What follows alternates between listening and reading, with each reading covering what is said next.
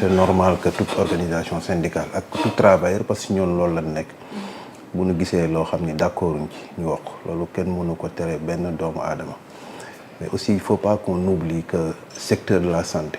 amul kenn ku la mën a wax ni mën naa jël moom dong faj un malade sans pour autant que ñeneen ñi intervenir boo demee ci ministère ci décret 77 887 portant statut particulier du cadre des fonctionnaires de la santé et de l'action sociale il y a 18 corps boo xoolee santé day évoluer ba même da ngay gis en 98 dañu lancé woon benn réforme c'est-à-dire hôpital dootul nekk rek foo xam ne nit ki day ñëw rek comme ça faju dem entreprise la te dafay am ay outils de gestion et yooyu yëpp dafay évaluer mu am importance mais du donc beneen bi ñu xam aussi dafa am benn pouvoir boo xam ni président de la république moo ko moom mu délégué ko à un ministre mu nommé à un poste am na poste yoo xam ni c'est par décret yu nekk ay direction au niveau du ministère de la santé le ministre ne peut pas mënu ko nommer du poste secrétaire général par exemple wala yenn directeurs yi ça c'est le président de la république et c'est par décret à la plupart du conseil municipal mais am na yoo xam ni c'est l'organisation interne du ministère de la santé le débat boo ko bëggee poser da nga naan est-ce que nit ki am na profil pour gérer le poste man question bi ñun loolu lañ ko poser tey jii est-ce que tey jii fii poste journaliste la est-ce que Birahim am na diplôme journaliste wala journaliste la maintenant ci noonu la ñu war a mën a poser beneen bi quand on parle je n'ai rien parce que man je me suis dit du tey laa wax ci débat boobu j'ai dit man je suis très gêné parfois de voir que par ñi nga xam ne tey jii mooy suñu sommité loolu laa ko mën a waxee ñoo ñu gën a kawe tey jii da ngay dem États-Unis am na ñoo xam ne fi ñu féete ci recherche la ñuy def te nekk gis na ni temps yi bëri na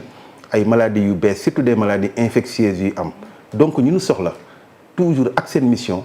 ci recherche la ci formation mais ci encadrement étudiants yi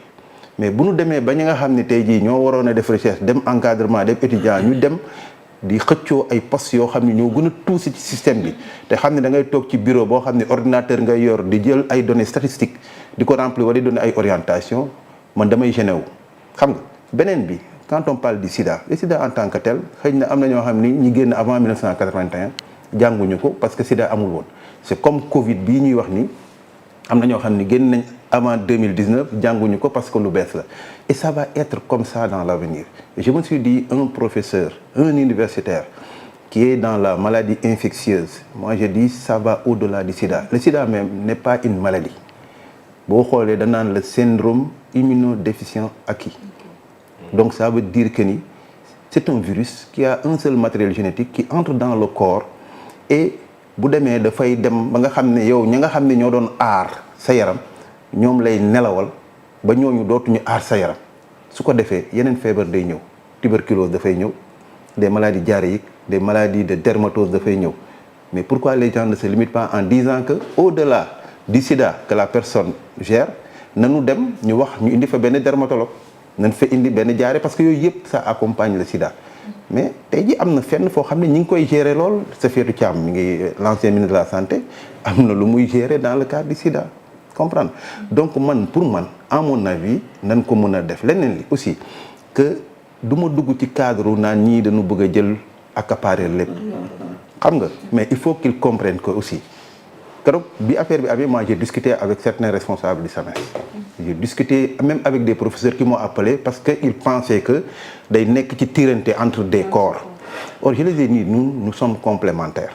tey ci entre dans un bloc opératoire nga di da ngay opérer chirurgien ba ma nga fa peut-être il appartient à cette communauté médicale mais l'anesthésiste bi nelawal malade bi n'est pas forcément un médecin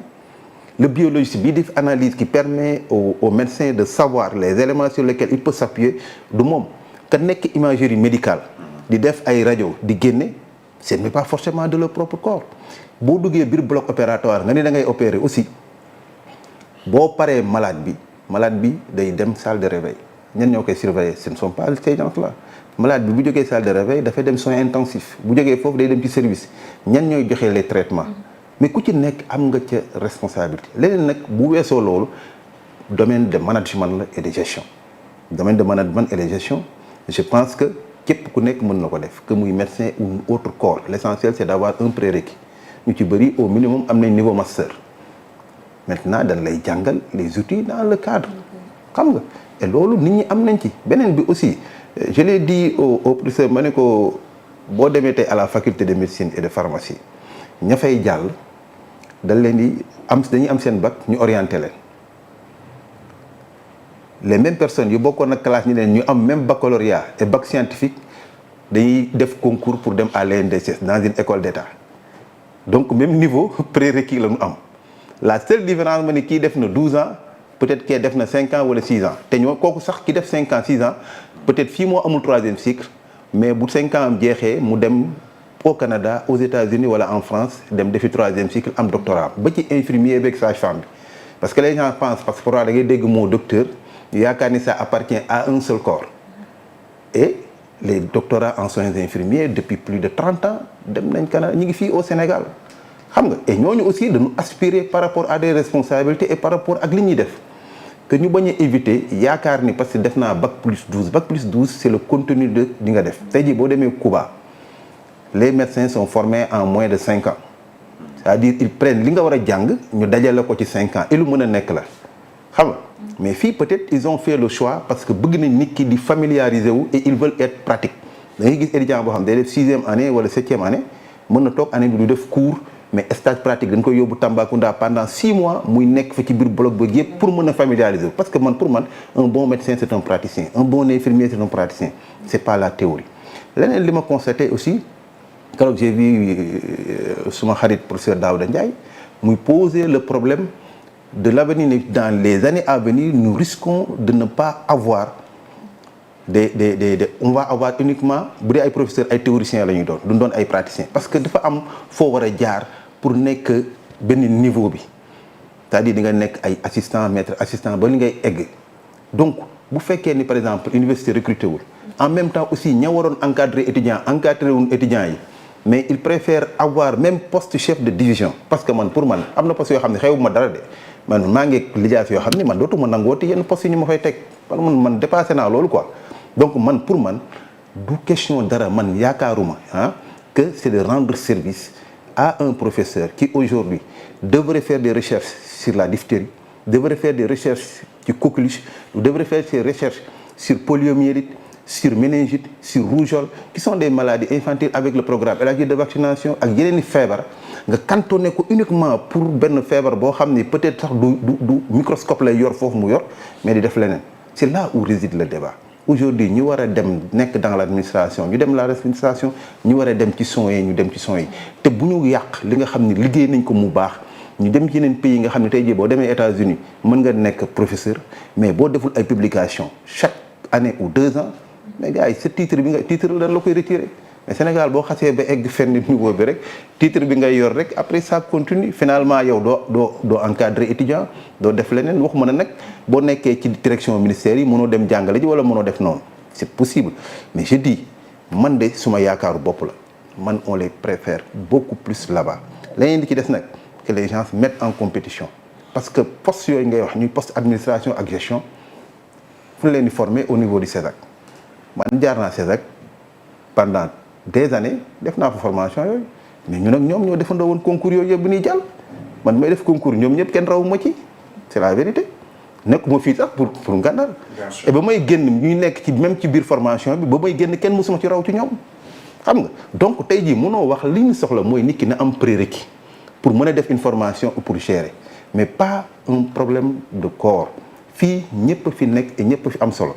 pharmacien bi am na fi solo chirurgien dentiste bi am na ci solo physiothérapeute bi am na ci solo infirmier bi am na ci solo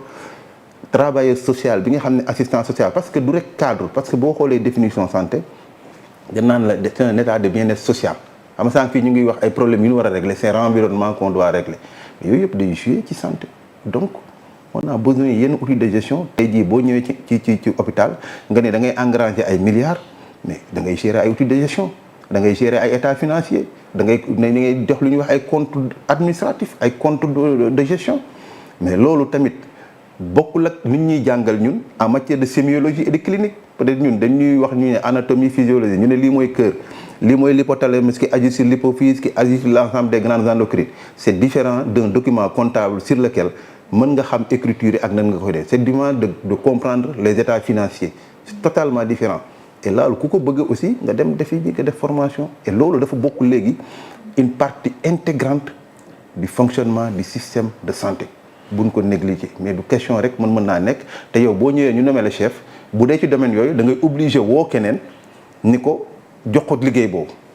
donc ki nga mënul liggéey boobu mënoo ko corriger bu defee erreur alors que yow boo ko xamee bu defee erreur di nga ko mën a corriger xëy na ñi mag ñi nekk ci ay rédaction yu ci bëri par exemple ay mu am ay journalistes yu dem ñu ne dem def reportage mais bu ñu ñëwee buñ ko xasee ba génnee ci organe bi ki koy lire bëri mais dafa lu muy poser la question du wax journaliste daf naan foofu ñu ko def est-ce que amuloon mag bu def rédaction pour corriger ko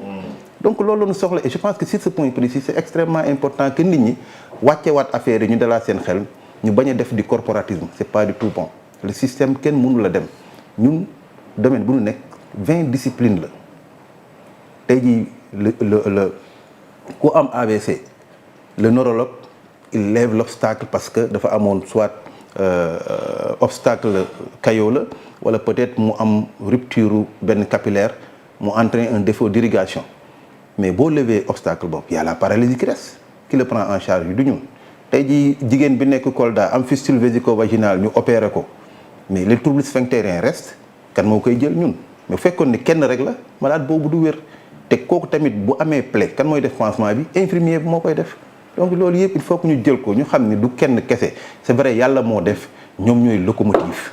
yàlla moo leen may ñoo féete ci kaw yàlla moo leen may que li ñu am kenn amu ko mais leader boobu ñu am nañ ci boole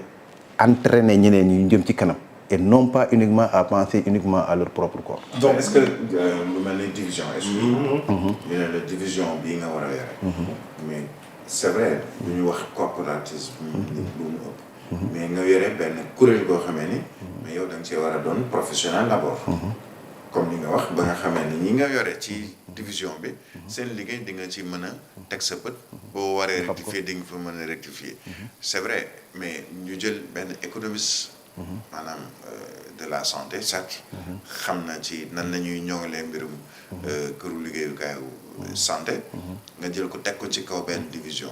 pendant ce temps ngay gis ay professeurs ñoo xamee ni ñoom seen xam-xam mooy nekk sur le terrain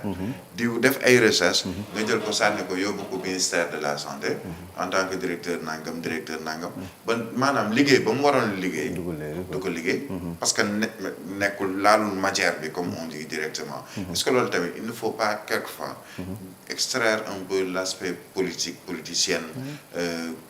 copinage ak yooyu jox mbir yi ñi ko moom ñooñu mën see liggéey. mais ça revient ci débat bi ñu posé toujours. ñun loolu moo mës a nekk ñu suñu combat. d'abord ça vient d'abord par l'organisation du ministère de la santé nan la ñu organiser wu et en même temps on définit les profils de poste xam nga boo ko définir yooyu du am jéem jafe-jafe benn bi aussi quand on parle d'économiste de la santé les gens ils pensent beaucoup plus uniquement aux finances.